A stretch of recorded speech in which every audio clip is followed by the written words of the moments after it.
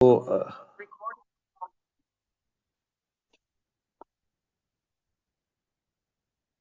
first of all, we now have this conflict between the animals and the human environment.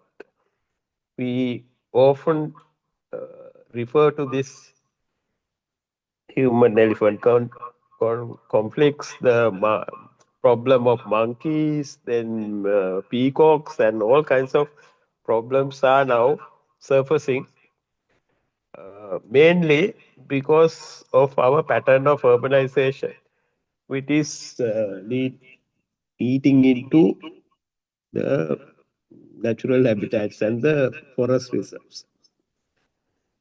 So, to understand this problem, first of all, we have to understand why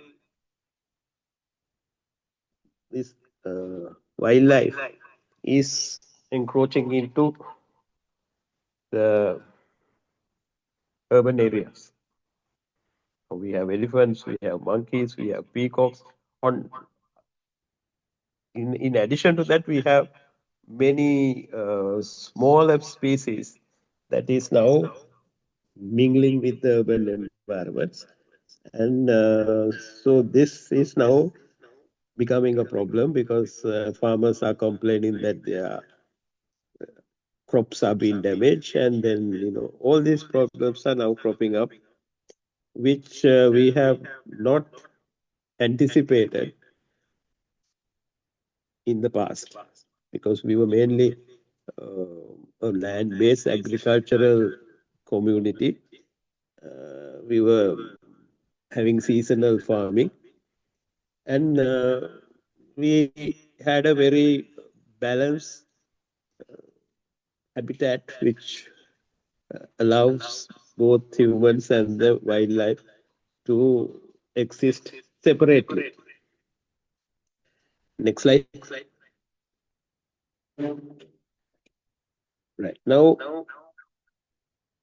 there are various models or typologies that has developed in the world to try and introduce new city fabrics in the midst of these natural areas.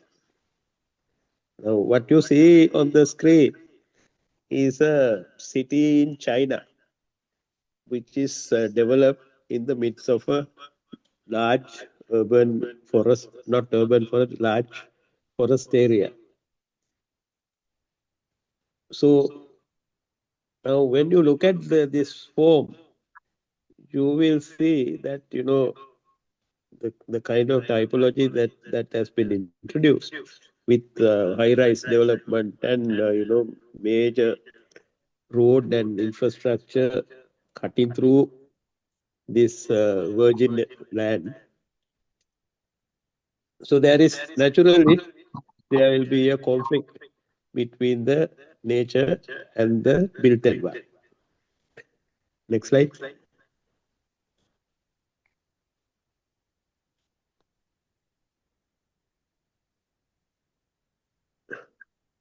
So this human-animal conflict, there are these conflicts we hear every day. Now, if you look at most of these problems, just now grown out of hand. It is now everybody is searching for solutions. But I think it is necessary that we understand this, the reasons for this phenomenon, and also look at our own local solutions for this rather than looking for conventional solutions which are being searched all over the place.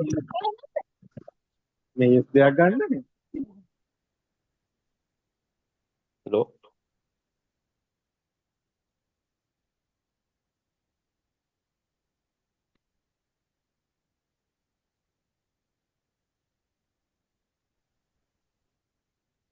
Hello? Hello? Yes, sir, we can hear you, sir. Yeah, okay.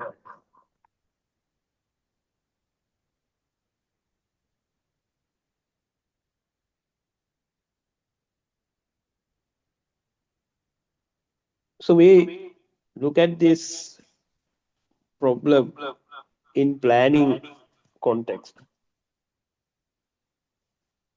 It is very difficult to handle the situation as it is.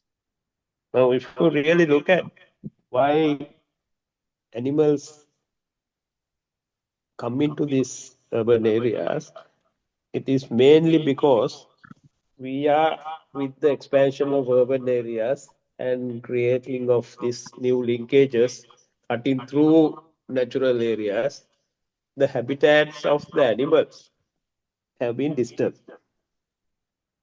So they have their lifestyles, their uh, habits, and the patterns of their living all has impacted due to this ongoing development.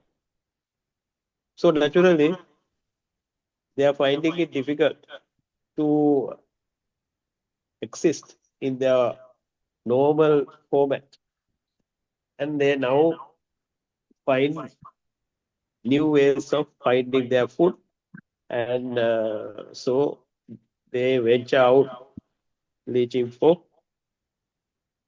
new ways of finding food.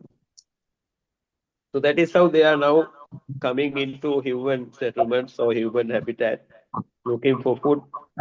And we see these people frequently, these animals coming into this area. So when they come, they don't know how to respond to this situation. So sometimes they go and ransack the farmland, or if they feel threatened, then they will attack humans. So this is happening all over the place. So now it is creating more social and also political upheavals. And you would have noticed that these conflicts are now being often discussed at political arenas. So this is becoming more and more complex. So in order to find solutions, we have to mitigate these conflicts and also try and prevent and adapt to this new situation with out of the box solutions. The next slide.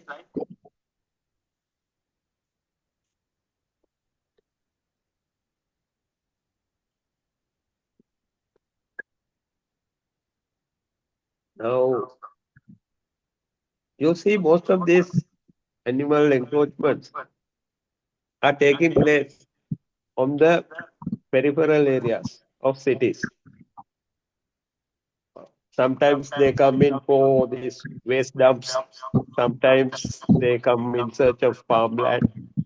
So this is mainly to gather food only they come. And also with the global warming, their natural habitats also are going through a change. So their behavioral patterns are also impacted due to this global warming and the climate change. So they also now move from their original places. So with that, situation has becoming more and more complex. Now, can we resolve this rational? Now, traditionally, human habitats did not intrude into the wildlife areas. So we used to live separately without intruding into each other's areas, territories. They were mainly actually, if you look at the traditional urban forms, the forest and natural reserves are mainly, they define the settlement areas. They were basically define the boundaries. So we knew exactly that what is our boundary and that we need that we have to be within that. Right now, with this just developing with highways and cutting through main areas and sometimes through forest and all that, this animal habitat is often bisected into two, like with this central axis created in between the natural habitat. So this has now exposed both humans and animals into a conflict or confrontation because of this frequent confrontation. So this is important that we have to have a new ways of making our settlement more rational and start thinking about this in this conflictive situation. So what are the options available to us? One is to insulate the wildlife from the human impact. You can do it to a certain extent, but again, with this new development patterns, it is becoming more and more complex. Then the other option is we create a wildlife habitat within the human settlement with adequate safeguards to minimize the human impact. Now that also depends on the scale of settlements, the kind of natural areas available and surrounded by the settlement. So location and the terrain will have a constraint on trying to integrate these two habitat. Then the other option is to identify the potential of wildlife that could coexist. So, like, for example, you can't have, you know, tigers and lions and all kinds of um, wild animals coexist with humans. So there are certain animals which can adapt and coexist with human beings.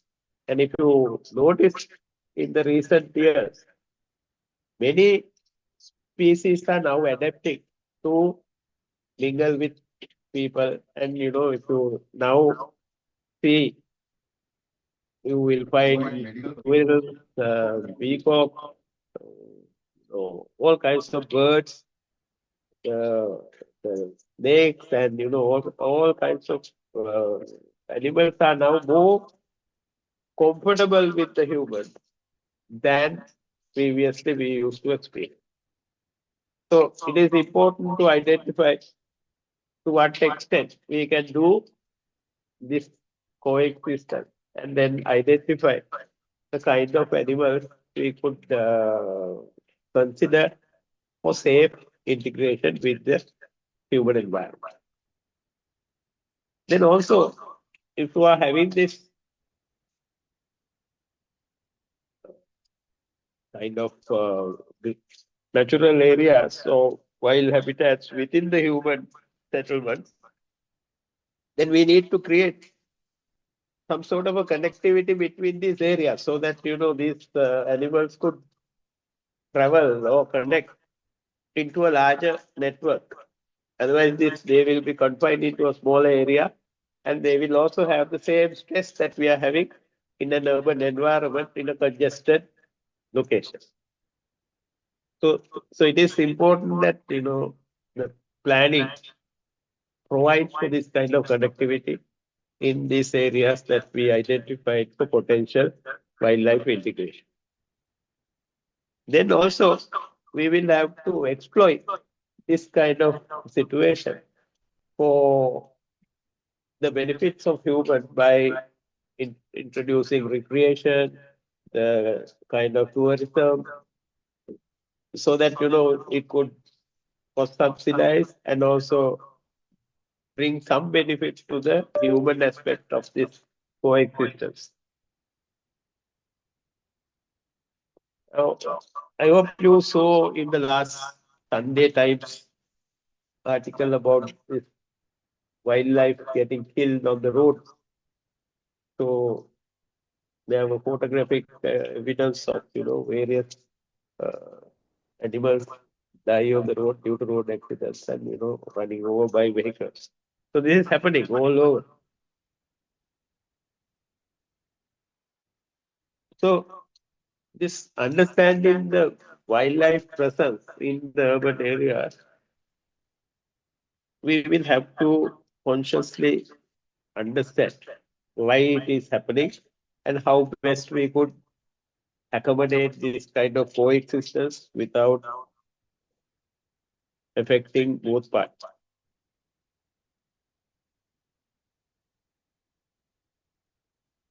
Now, wildlife has become increasingly common. Urban wildlife is becoming more and more common in urban areas now. Now you will see various developments being undertaken, kind like wetland parks and various green areas and urban forest and all kinds of situations. So that we quest to understand how this human and wildlife habitats could coexist in the same space, right? So this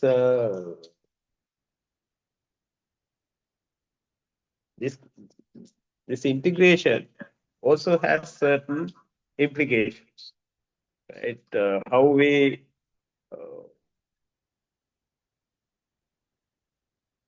how this urbanization leads to various habitat losses and impacting on the behavioral patterns of both humans and the animals. And then also some species show remarkable adaptability and they're adapting into the environmental change and mingle with human activity.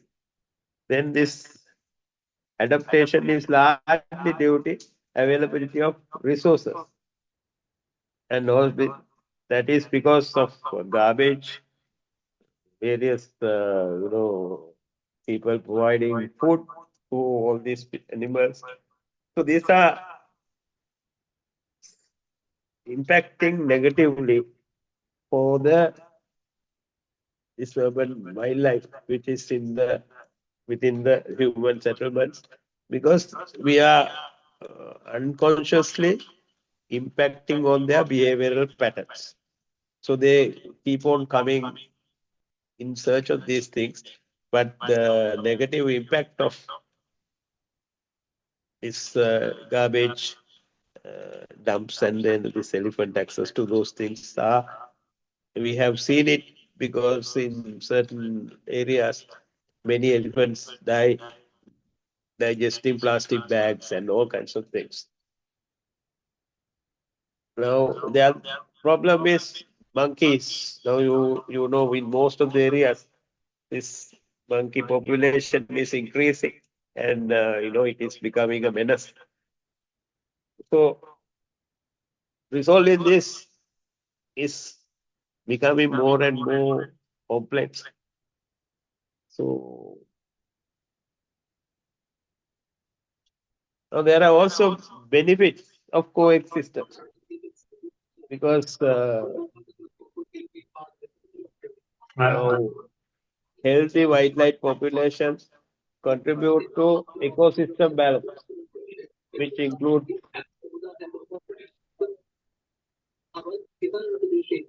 pollination, pest control, and even food mitigation, flood mitigation, right? So there are benefits for both sides to coexist.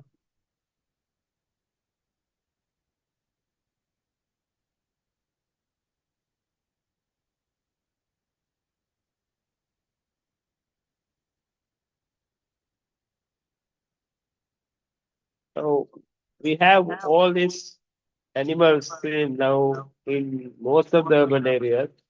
If you walk in Colombo, in many places you will see that lot of birds and snakes and various animals are loitering in the public areas.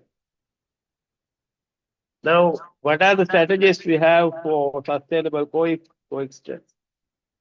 We first of all, I think we need to respect the wildlife habitats, protecting green spaces with urban areas, and also it's crucial for maintaining habitats for various species. So we should understand the if you are respecting the requirements of the wildlife, then that's the first step to allow for sustainability of both coexist. Now then, you also need to avoid feeding wildlife because feeding wildlife sometimes disrupts their natural, you know,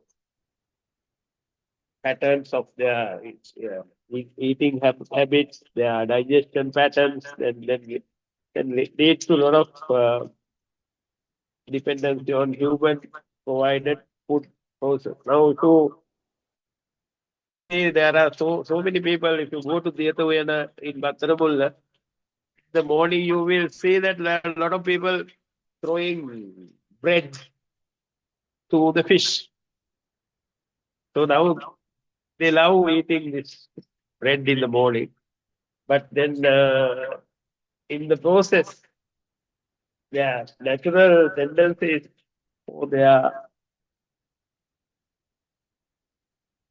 behavior also has an impact on these things over the longer period of time. So this we need to understand while we need to ensure that they are fed, but then what type of food and whether this needs to whether they are affecting their behavioral patterns also need to be understood. And then also we have to make sure that you keep a safe distance between the animals so that we respect our own boundaries and don't tread onto each other, right? Now, when you really look at it, the main problem of this human-animal conflict is the security and safety.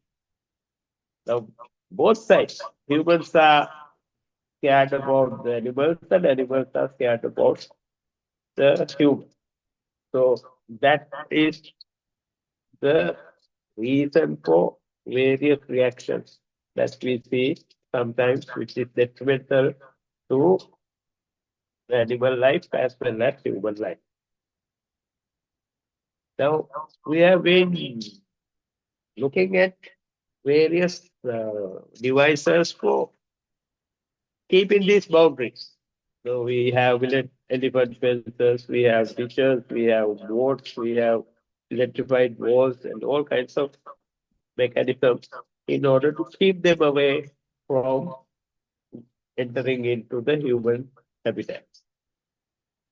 Now, however, such measures, these are very costly measures. So if you want to have an elephant fence, so sometimes it needs to be miles long, and you have to provide electricity for that.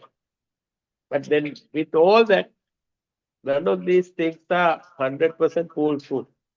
So you have to maintain it. You have to, make sure that you constantly monitor these things. So it is a very complex response that we have in order to keep these boundaries.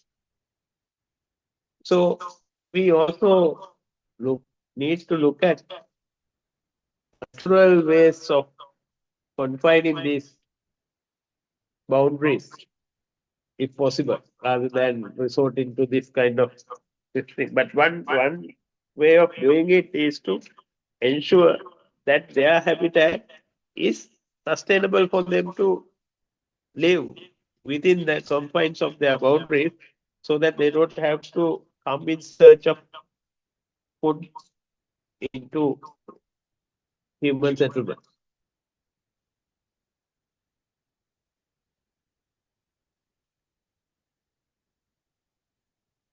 Now there are various health risks also because of the animals. Now you know that we had this COVID coming from rats, and then we have from the rats we have various kinds of it was types, and so animals basically is a health risk for human habitat to a certain extent. So this is a major concern that we need to look at, because otherwise, this coexistence is not going to work in the long run, because we have pets like dogs and cats and domesticated pets, but even then they also have certain create certain health risks in the habitats. So then there are, if to understand this, I think we need to categorize the kind of wildlife that we deal with. So there are carnivorous animals which we don't need to deal, because that's really dangerous, right? Then you have this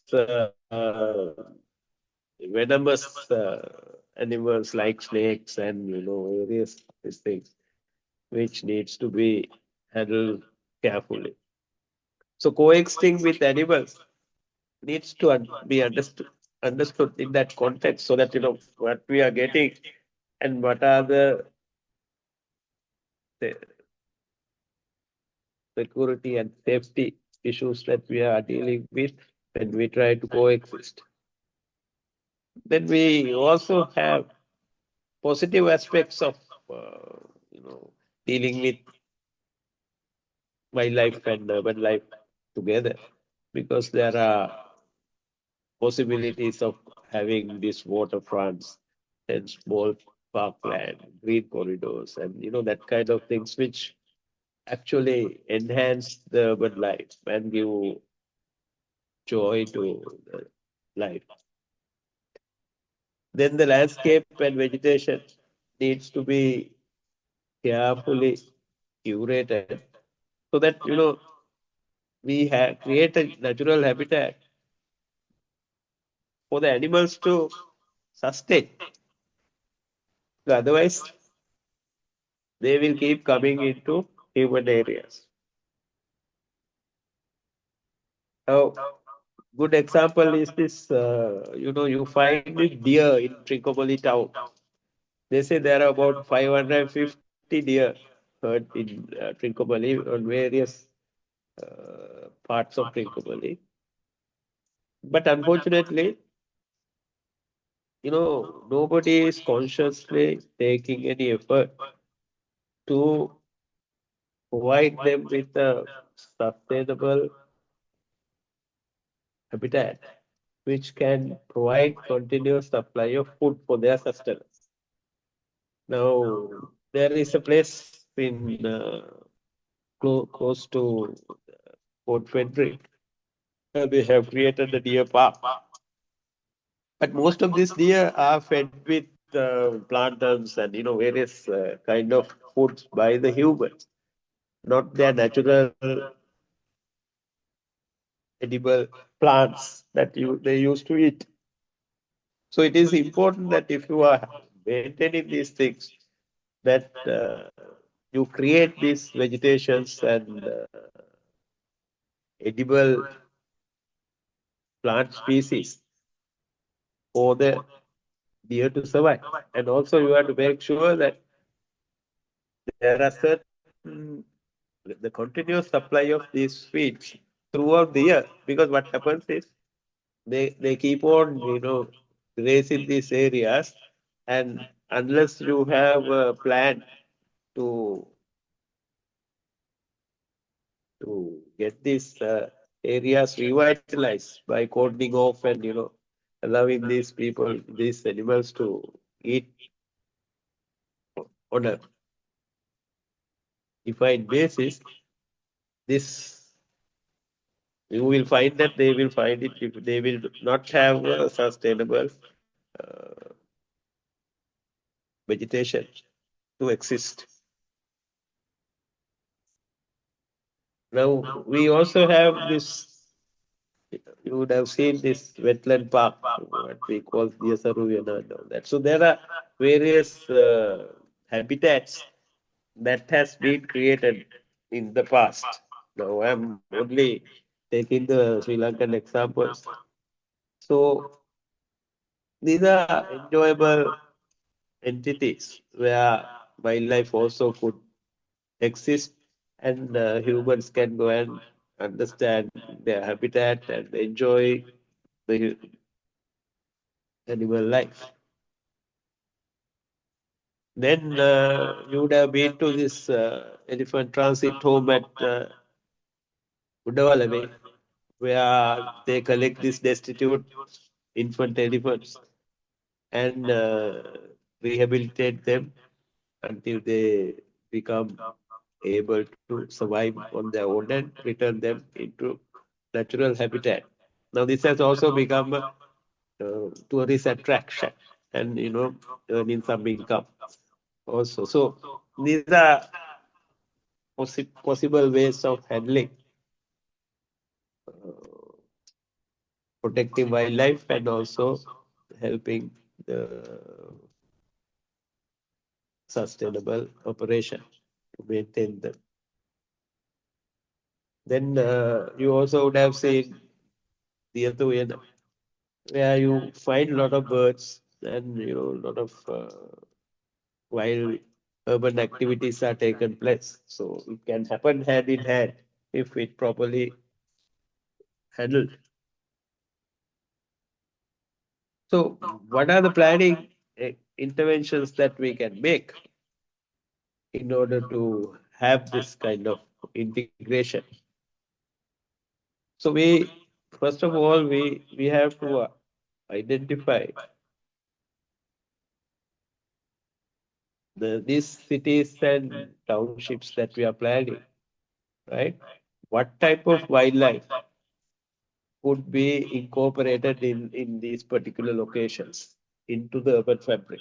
Like, you know, whether you are developing it on the edge of a wildlife habitat or whether you are bringing some kind of uh, wildlife into the urban areas and what kind of wildlife that you bring in.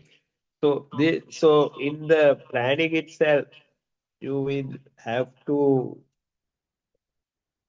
decide what type of open spaces and that you can accommodate this kind of wildlife, and then it's possible to create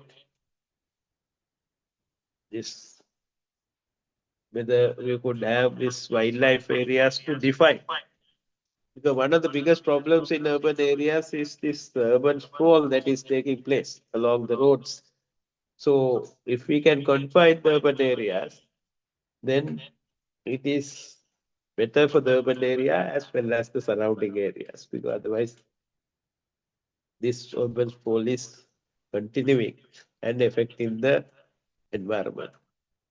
So traditionally we used to have this in our ancient urban settlements. We used to have the paddy fields, forest, and waterways as natural boundaries to define the urban areas. So we could still adapt that with a little modifications to have these urban wildlife habitats integrated into the day-to-day urban activities and create more enjoyable environment. Then also we have to be careful about this these linkages that is being developed. Although they are scenic when they are cutting through natural areas, it can also do a lot of that damage to the surrounding areas. So choosing the linkage traces needs to be done carefully. Then at the micro level, then you can, as I said, you can create little life havens that could be created with urban areas to accommodate certain species. You can't have everybody, but then certain species. So creating these entities needs to be carefully done with the necessary biodiversity ensured for the species to survive. So that needs to be carefully understood rather than bringing some species into a certain area and expect that things will continue naturally. It's much more complicated than. Then you can also use zoning and certain control mechanisms to protect and preserve these natural areas that you want to have in the midst of the urban development areas. So I think that will add color as well as a better quality environment with natural light and ventilation and all that ensured for the benefit of the urban population. Now, the other important part is to create an awareness in the communities about the benefits and the impacts of this integration, and also educate them of maintaining their boundaries and also allowing these communities to provide the necessary requirements for the animal habitat as well. So I think this is more important. We need to have more and more community awareness about this possible impacts and also kind of inputs that you need to provide for the sustenance. So I would like to conclude with this. I think this we need to coexist. There is no option. But what we need to do is we have to do it in such a way that it benefits both wildlife and the urban life. Thank you.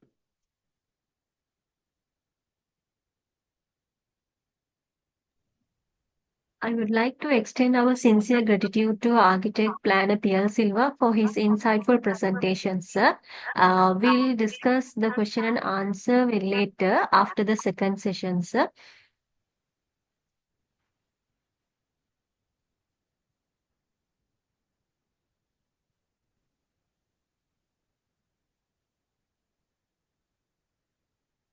It's now it's now time to invite our next esteemed speaker for today's session, Dr. S. Wijeyamohan, a distinguished expert in wildlife ecology, conservation, and management.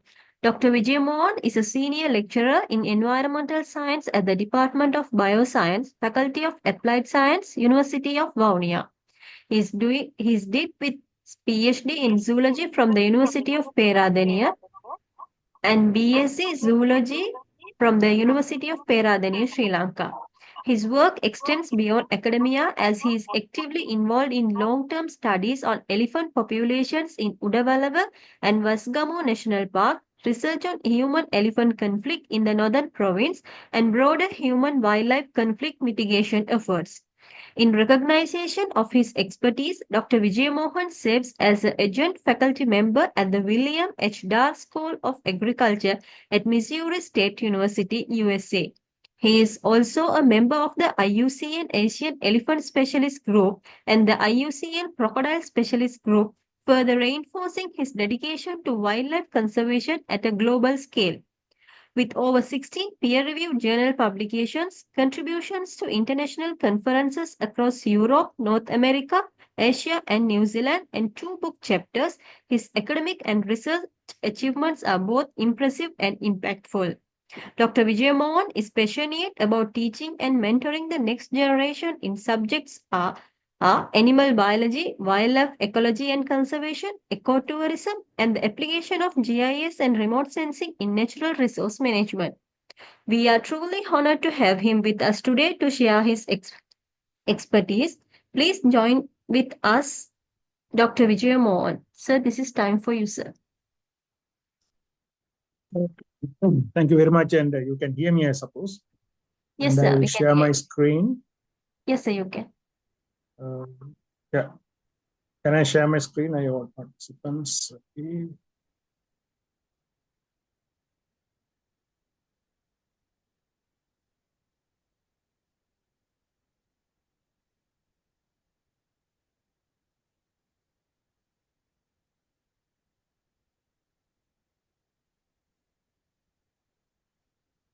Is my presentation visible? Yes, sir, visible. Yeah, okay. Thank you very much, and thank you very much, Architecture Piyal. And I think my talk is also going to be in line with him, but more on the biological side of wildlife and coexisting. I'm not a fan of coexisting with wildlife, but I would say I would prefer living side by side with wildlife. So there are two things that I consider coexisting and living side by side. But when it comes to wildlife and when it comes to biodiversity, or when it comes to coexisting with other organisms, actually we coexist with thousands of organisms in our life, day-to-day life. But when you see wildlife, wildlife is a totally different category, where you might consider some charismatic animals and sometimes butterflies, moths, sometimes certain plants, coral reefs, all come under wildlife. So there is a little bit of confusion when it comes to wildlife and coexisting, but we'll come that to a little later. But when it comes to urban wildlife are faunal species that live or that have adapted to live with modified landscape, including residential areas, industrial zones, tunnels, subways, all these things. And these species either naturally happen to be there, or sometimes they intrude into these new habitats, or try to occupy these new habitats, or sometimes they are reintroduced for certain purpose in the name of conservation of species. Urban wildlife can be native species, or it can be opportunistic species like crows, monkeys, or palm civets, where they can find certain hideouts in urban areas.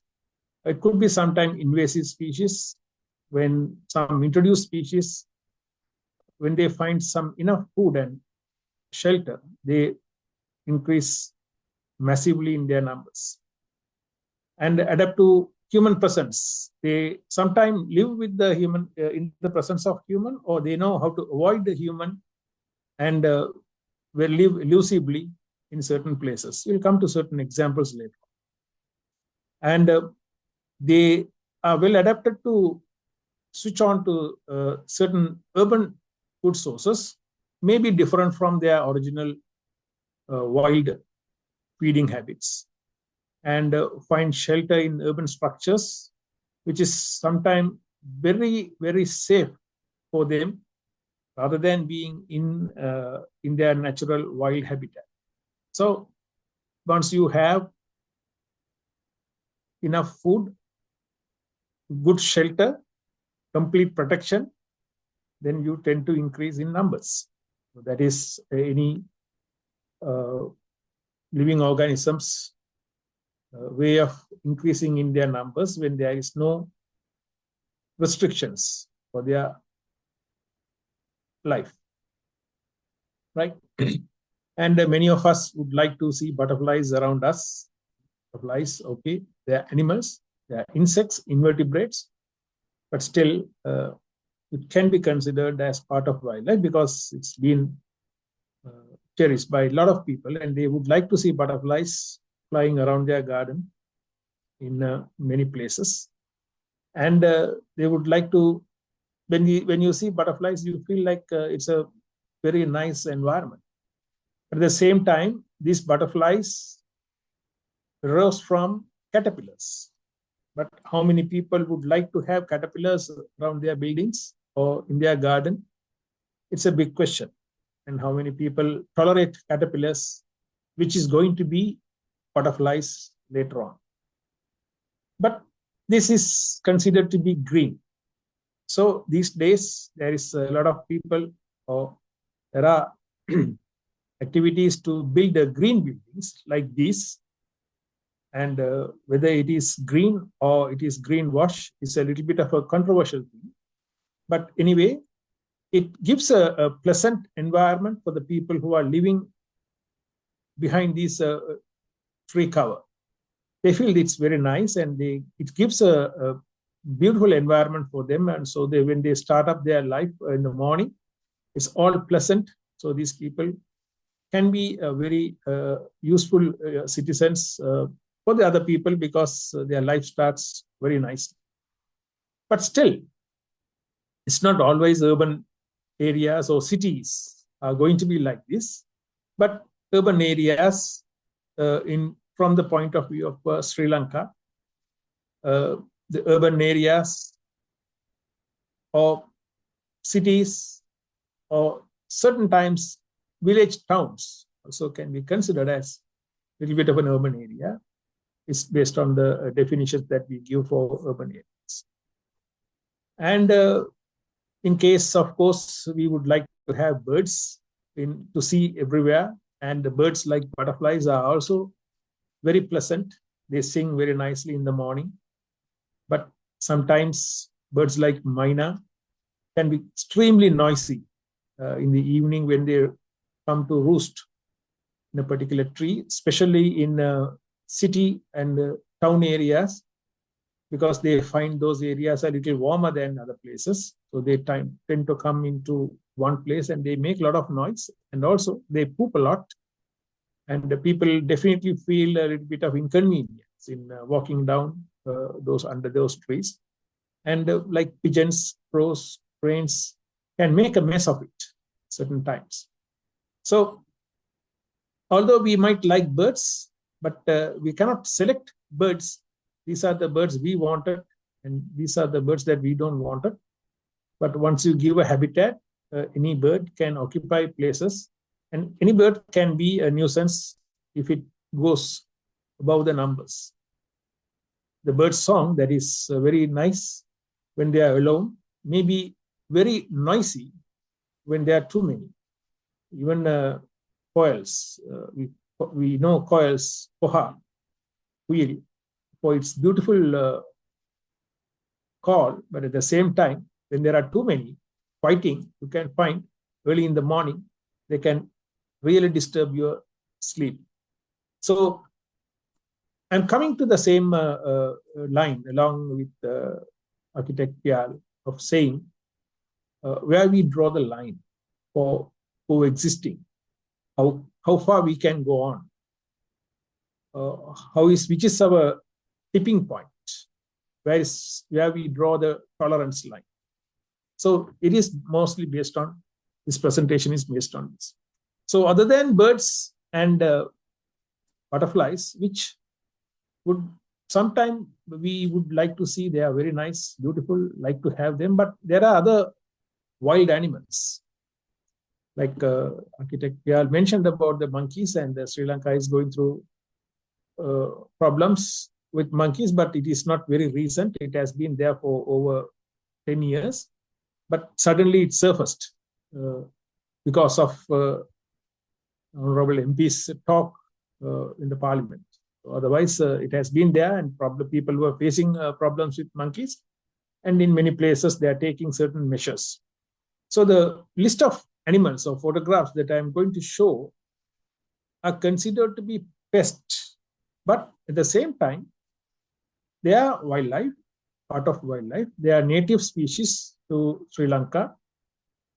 And certain times people like to see them around them, but certain times they consider to be extremely inconvenient or problematic.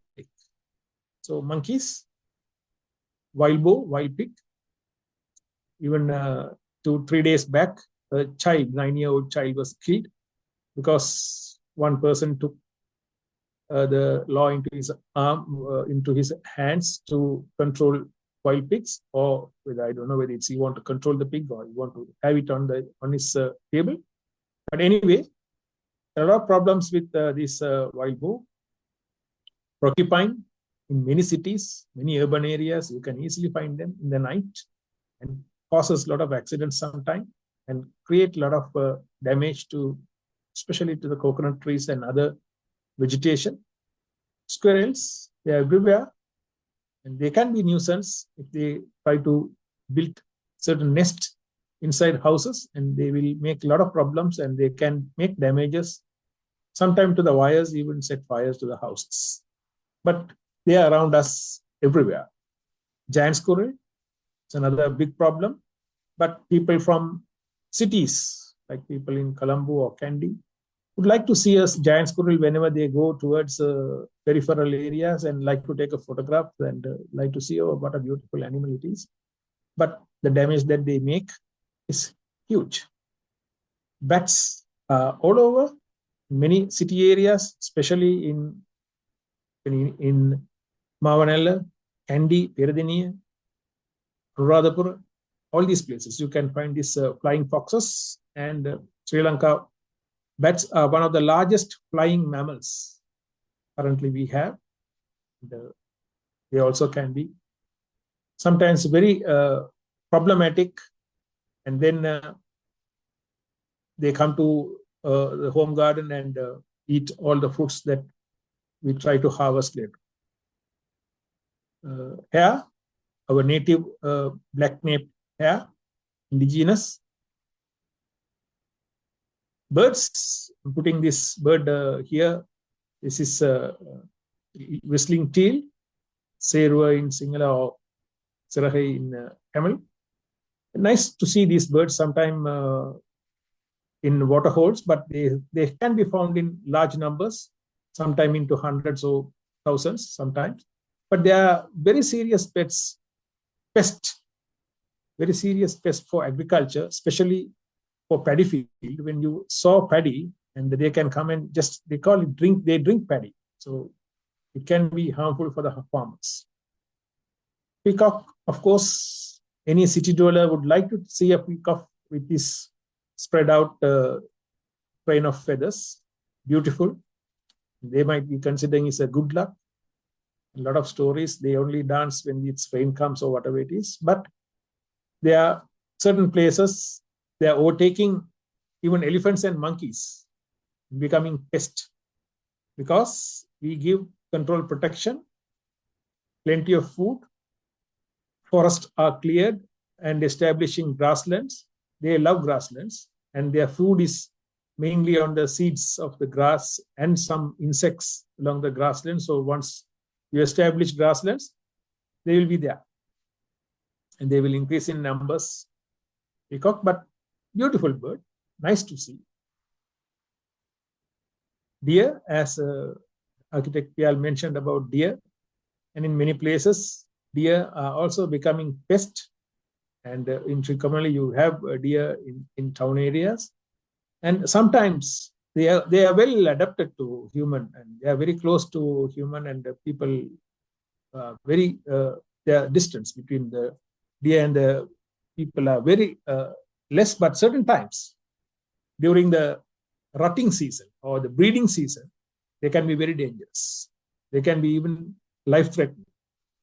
So need to be very careful. But deer in Trincomalee are considered to be protected in Trincomalee, and the Trincomalee township consider deer is one of part of their township. Crocodiles everywhere in Colombo, all these water holes, waterways, in many cities, towns. But so far, crocodiles are not a problem for agriculture, and it is not a huge threat for human unless there are sporadic incidents of attacks especially in the southern part of the country, famously Nilvala Ganga. But many places crocodiles are there. People also make use of the waterfalls in those areas. The lizard, garden lizard. Why garden lizard here? What is the problem with garden lizard? They are very good and they are very friendly, and they are ecologically friendly animals. They feed on the insects, and these days they are facing a lot of destruction in their habitat. All our hedge rows or the fences, biofences, are turning into parapet walls or tin sheet fences so that they lose their habitat, and their numbers are going down. But in certain places, even they are a pest of agriculture. And I found it very surprising to see certain people told that it is very detrimental for corn, where they can come and eat the corn seeds once you plant it. Right? And these birds in paddy fields are sometimes in large numbers. They come, and when they saw the paddy, they walk on this sowed paddy, and then they collect insects and invertebrates, worms, and other things. By the time they push the seed into the mud, and then they don't germinate. They are also considered to be kind of a pest, and farmers don't like them. But they are also can be. We have a lot of paddy fields in the urban areas and city areas. So I also consider this is also kind of urban wildlife. Leopard, of course, they are now coming into urban areas. It is purely because leopards, people don't understand the leopard, why they're coming on to the urban areas. Leopards are territorial animals. The males have their territory, and the stronger the male, the larger the territory is going to be. So they mostly occupy inside the forests. But when we give a lot of protection for the leopards, when the population increases, because the territory is already occupied by stronger males and the females within the forest, so the weak animals tend to come out of the forest.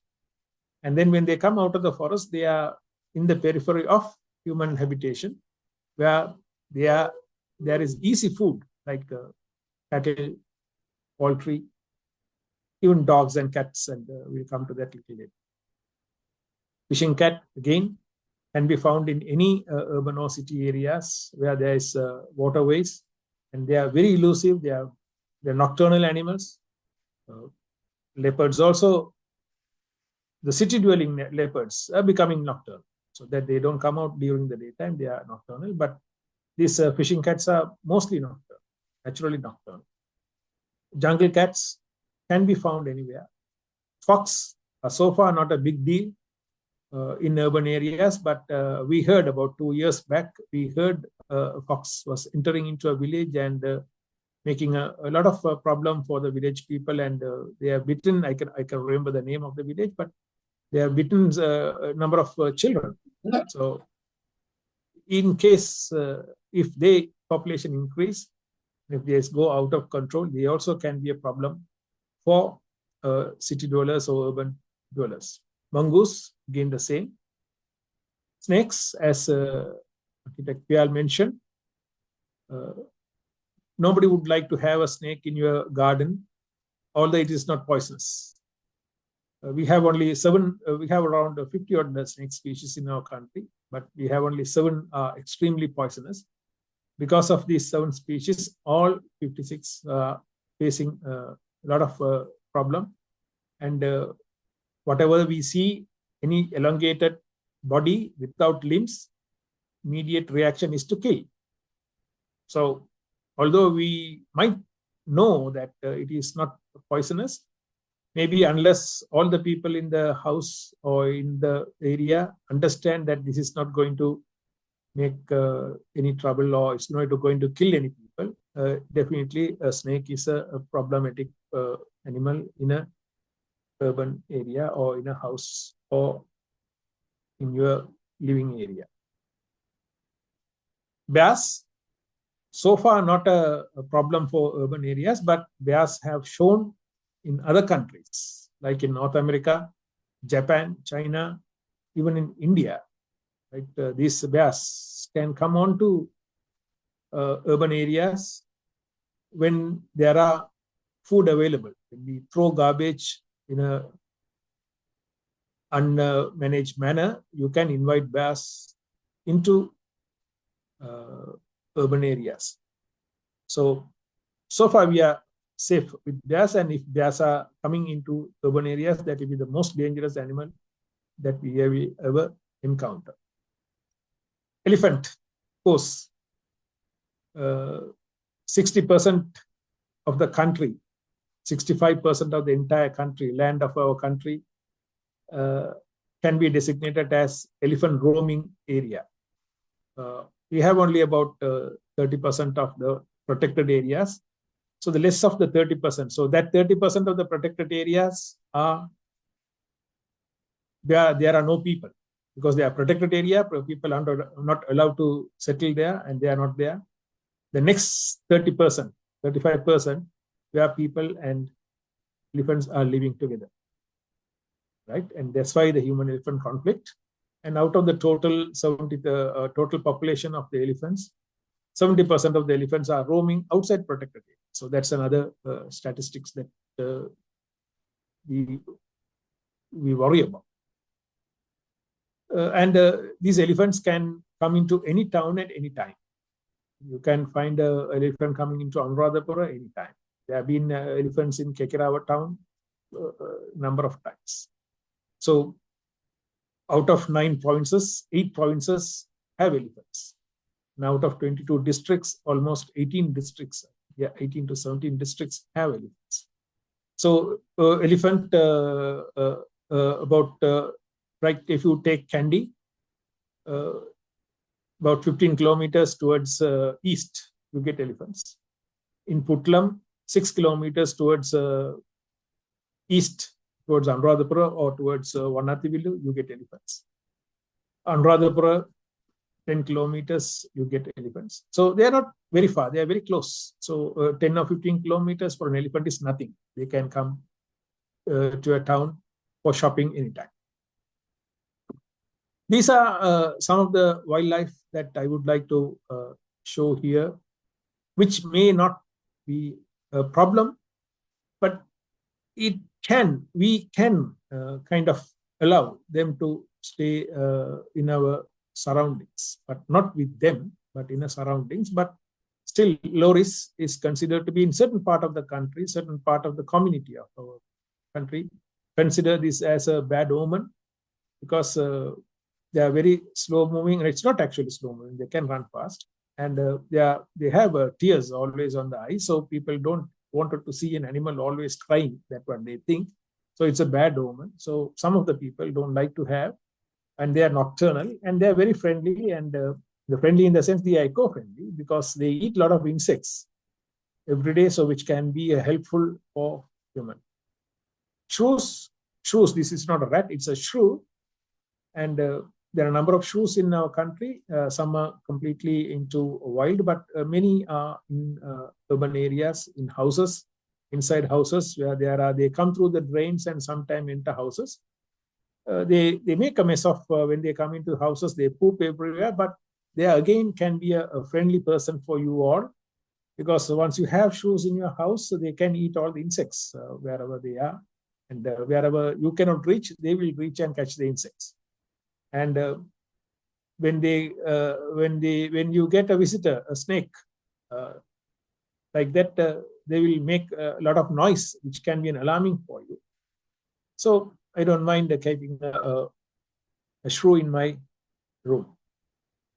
And these microbats, again, there are a number of microbats in our country, and they all eat insects in the night, and they come in the night. They don't make a lot of problems for us, but they poop a lot. When they in the place they roost, they put a lot of poop, and that can be extremely smelly, right? So that it's very difficult to keep them with us.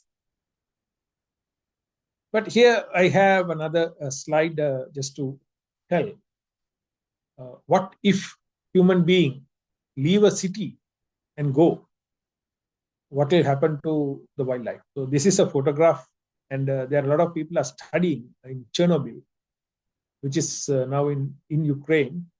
About 30 years back, there was a nuclear accident, and the entire city was evacuated. About 500,000 to 200,000 people were evacuated from that city.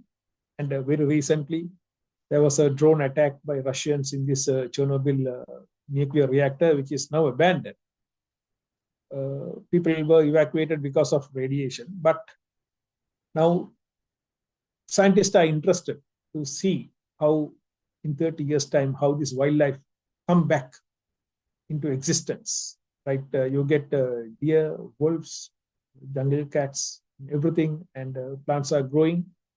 And it is subjected to see how this radiation is affecting animals, and why can't people live in these areas. But wildlife can come back anytime if we don't meddle with them. So in case if we don't maintain a city, if we don't maintain an urban area, the wildlife will come back and they will recolonize.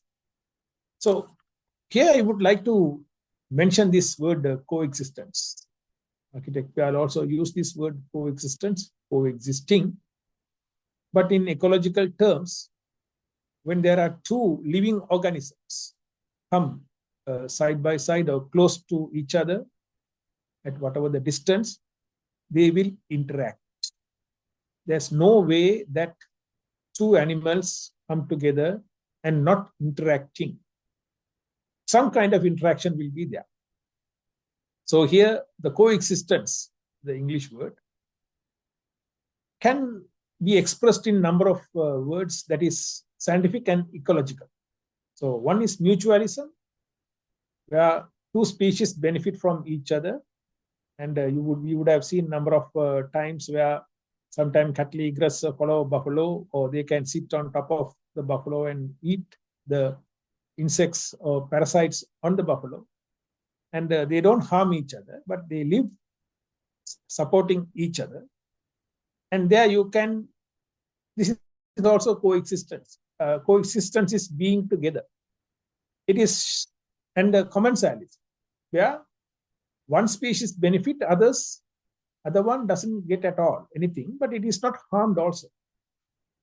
So that is what you call commensalism, right? So orchids growing on the branches of the tree. So how geckos in human, like some of the animals that I have already shown, a shrew or a microbat, could be a commensalism with human. Yeah, they benefit being with us because we provide them shelter, very good protection, because they find the areas, shelters, burrows in our houses. But they benefit from us, but we don't benefit from them. Maybe we must be benefiting from them because they must be eating insects and other things. But it can be commensalism or mutualism. So other than this, being together can be parasitism. One species benefit when the other species loses, get harmed. Parasites, ticks, sucking blood. Hello? Oh, yeah. Anybody want to talk? Yes. Even lice on your head. It's a parasite. You have a lot of other organisms in your stomach, sometimes parasite, but they can be harmful for the other, like mosquitoes, right? Even among the plants, the cuscuta is one of the very good example where they just suck the nutrients from the plant. So, but that is also coexistence. They are being together, one inside the other, or one top of the other, whatever. And competition. when we want two things, when we want a thing, both of us, like elephants and us, both need same thing to eat, both love same thing to eat. So then there's competition. So competition, we harm each other. We harm the elephants harm us. Sometimes both get killed. It's what you call competition. Again, when organisms come together, coexisting, these things can happen. Predation.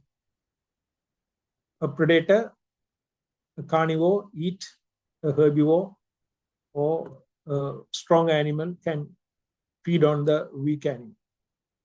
Predation, that's also when two organisms are together only, this can happen. It cannot happen when they are far away. Amensalism, where one species is harmed while the other is not affected, mostly. Like elephants walking on the grassland where the grass can be trampled, but it's not harming for the elephant. Right? Large trees shading out smaller plants. So this is actually what happens when you coexist. You cannot avoid this. This is inevitable. Ecologically, it is inevitable. So to avoid this, and if you wanted to coexist, then you have to have a barrier in between you and another organism that is going to live with you.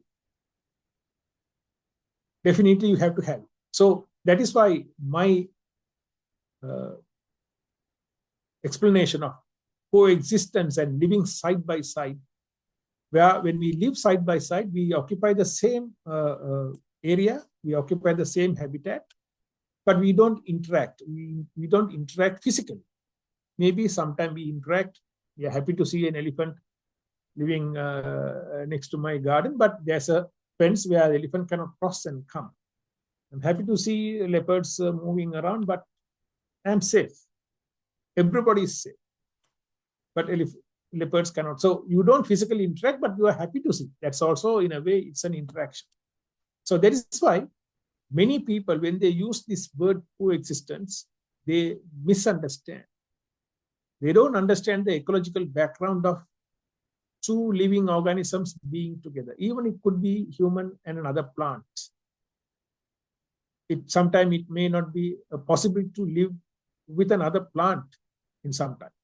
Right? There are problems. They will interact with you. Right? Okay. So I would like to show some of the internet things that I can, it's an example. Yeah, just hold on.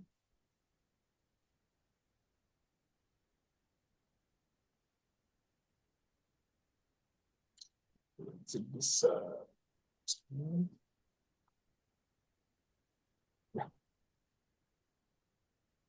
okay, somebody's mic is on. Dr. Devendra, your mic is on. Yeah, thank you. So if you see this leopard in India, in Mumbai, right? The Mumbaians, some of the naturalists in Mumbai, they are very proud to show or proud to say that they live with leopards, right? So this is a small video of from France 22, right? And where the leopards actually make a lot of problems to public.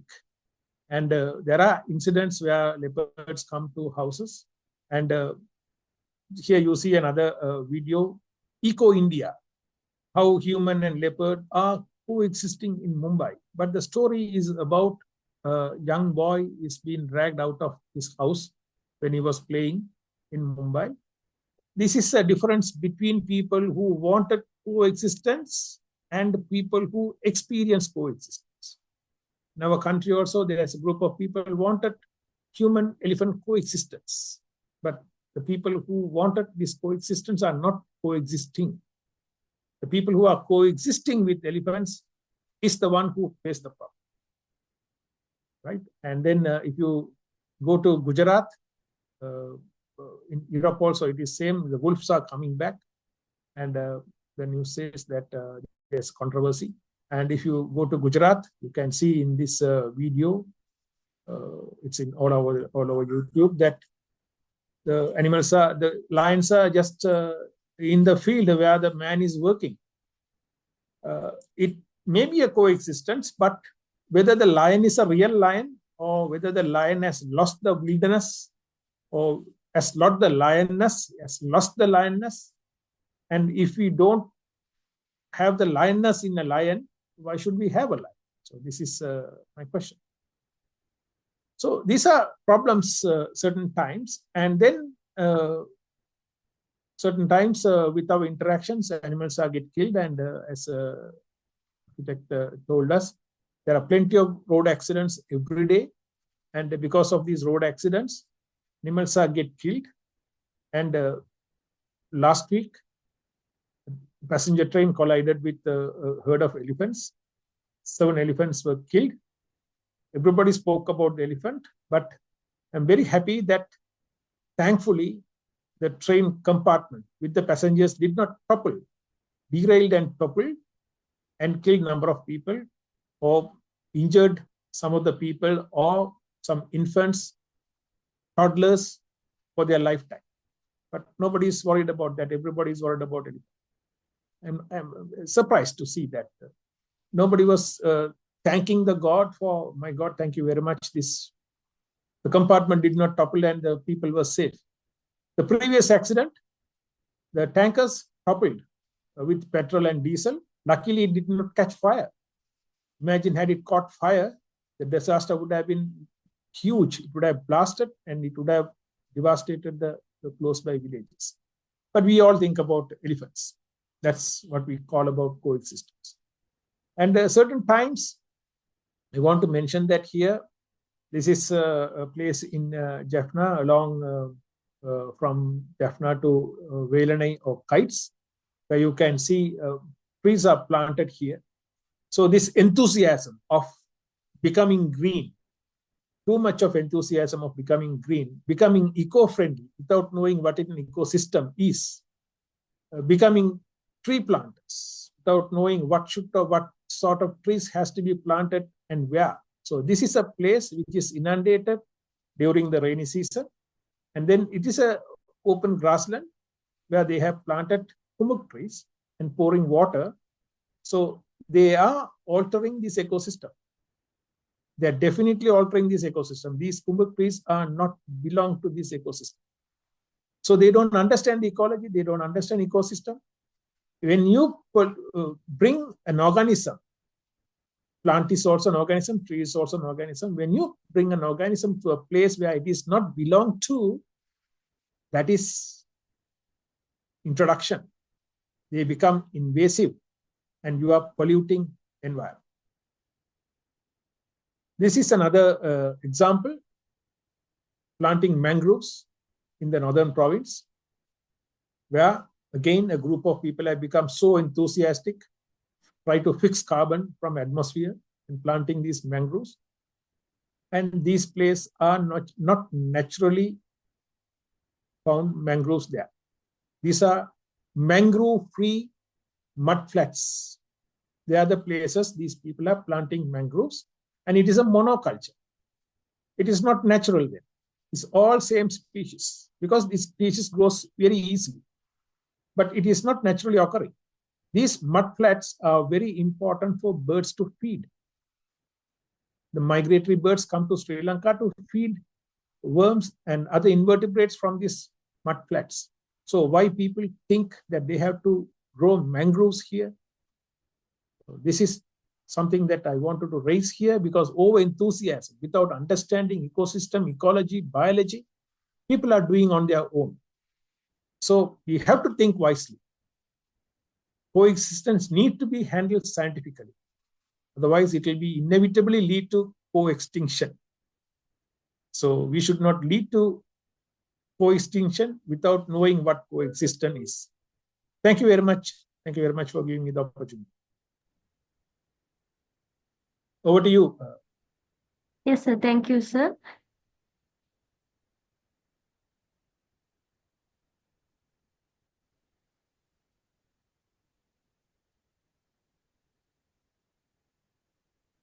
Is there any questions? I am happy to answer any questions.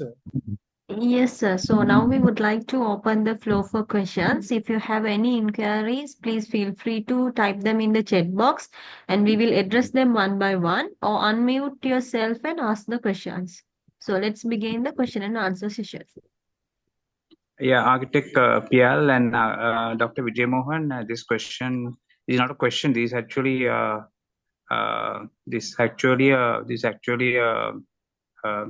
I'm questioning myself. In 1970, mid 70s, there was a huge issue about population control, because when incidentally God said Population control of what, Architect?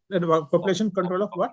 Population control, because population control, when the population increase is the cause of all problems, because when So this was, you are talking about human? Yeah, human increase. Okay.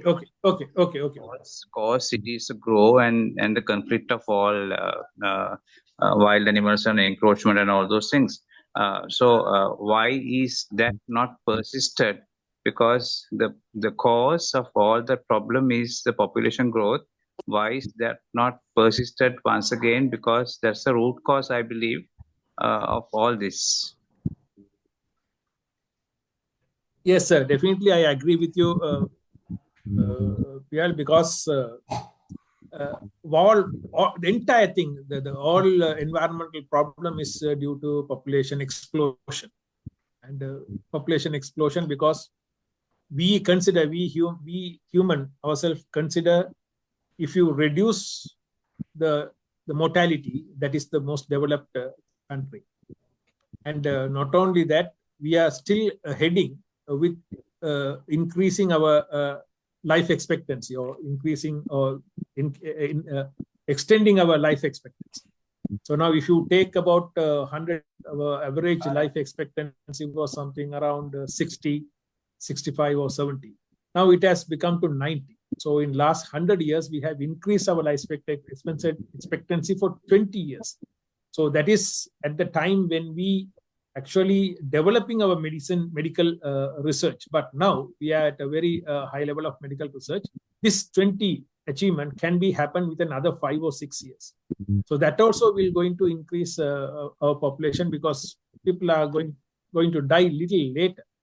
But the problem is that is an extremely emotional and political background. When it comes to population control, which community should control the population is the big question, sir. And how can you control population? It's a fundamental rights of human. And even China, which was adopting very strict for one child per family, is now facing a lot of problem in their population structure. So whether they feel that whether what they have done is correct or wrong. Now they are released that, and they're encouraging more children in their population. So it's a demographical problem, of course. At the same time, it's a political problem. So I don't think that it is going to be it's going to stop. But anyway, but the scientists say we still will grow to another 9 billion, now 10 billion, where it will come to a kind of a flat graph. After 10 billion, the population will not grow. But at the same time, some argue the world can support up to 10 billion. Some argue it is not. But since science is improving, we would be able to manage the environmental problems in future as the improvement of science with the modern technology and high technology in buildings and agriculture and all those things. So it is what expected, which we will come to a flat graph in another 100 years time. I believe it's all man's greed, because depletion of material and sustenance, ecology, all is due to man's greed. And of course, yeah. If definitely yes, because if we live up to what we really need, we can even double our entire population in the world, but we don't. It's a big problem to control the man's greed. Yeah, that's if we are responsible ourselves and also consider about while and not be greedy ourselves. I think we are solving problem that we create ourselves. Definitely, I agree with you. Definitely. Even now we have a negative growth rate, isn't that so, Professor? Yes. It has come kind of a flat. It's not negative, but it is almost like flat. It's not changing. Negative in the sense it might be extremely slow, slight negative, but it is not that much. But that worries certain people. It's not growing. It brings certain people are worried about the population is not growing, especially the medical people, because we might end up, like in China, we might end up with a lot of older people, which could be a burden for the country.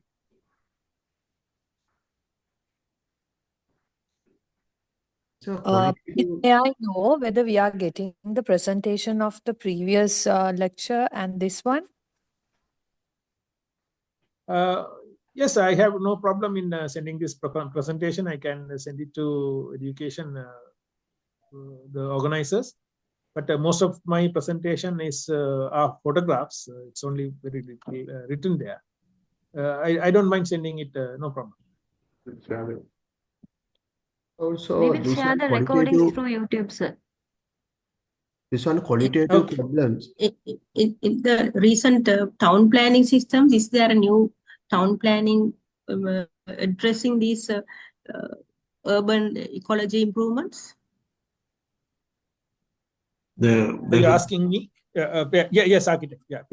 Yeah, I think most of the planning, new planning initiatives consider ecology when they do the planning, because all these databases, when they collect the ecological patterns, are studied and do accordingly. But this wildlife and planning, I don't think we have addressed it that effective. That's something we need to understand and do.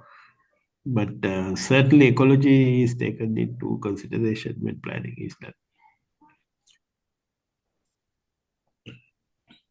So qualitative problems in the such as the subjectives should be able to interpret the based on the knowledge and experience of the interpret in the literatures in the depth. And then we can do the close to this problems, the identification and the major problem. No? That is your responsibility using the finding and based on the literatures. And how to do is in the time and allocated this problem. What is your opinion about that? These are qualitative problems. We are asking whom, Mr. Manjula?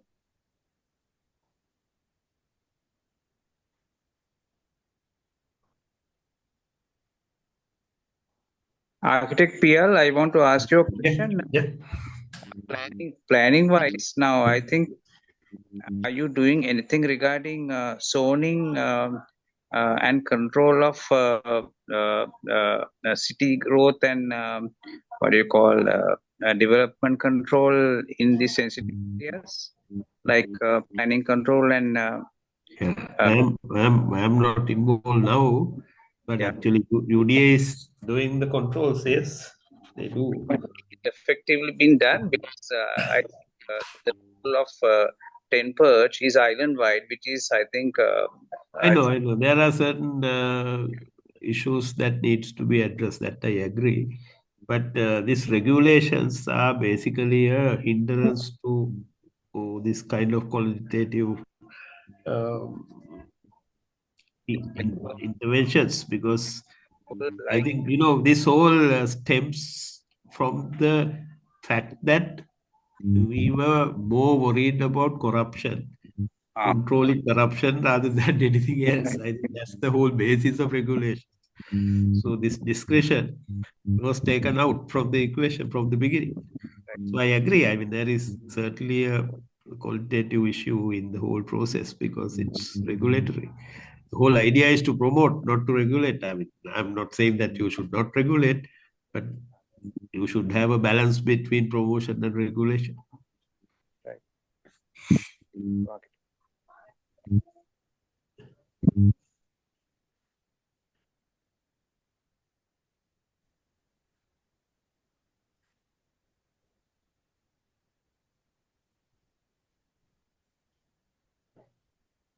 Now this monkey count, which is proposed now, this 5-minute monkey count, what is the scientific base of it, sir? Is it a good way to study the population? When I met the minister on this monkey issues, I told him, don't count the monkeys. It is not possible at all.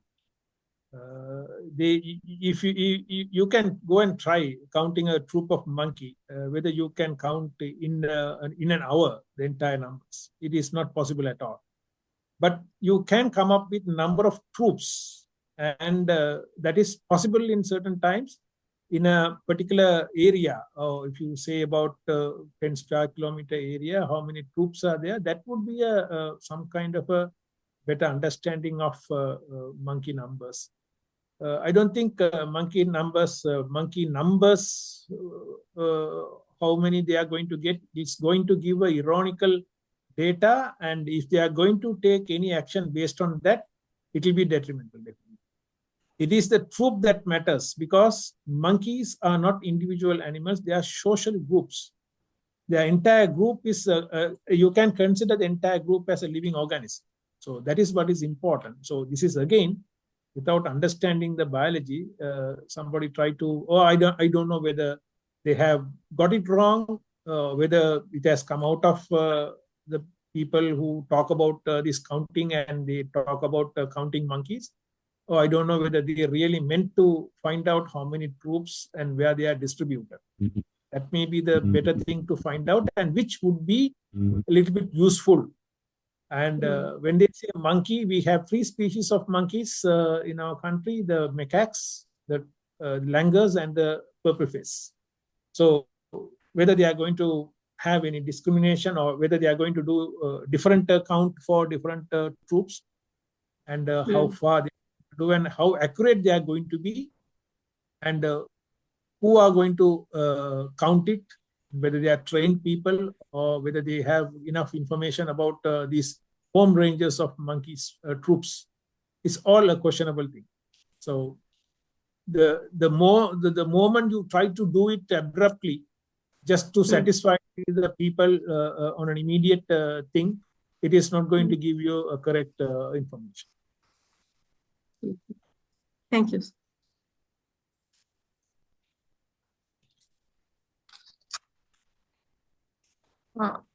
On behalf of the Green Building Council of Sri Lanka, I would like to extend our heartfelt gratitude to Archt.Planr Piyal Silva and Dr. Wijeyamohan for generously sharing their time, knowledge, and invaluable expertise with us today.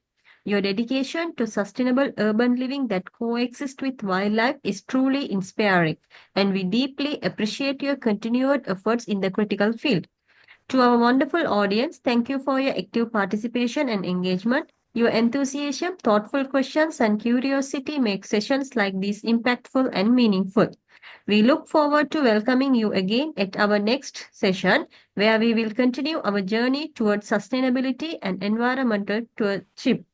Until then, stay safe and good night. Once again, thank you.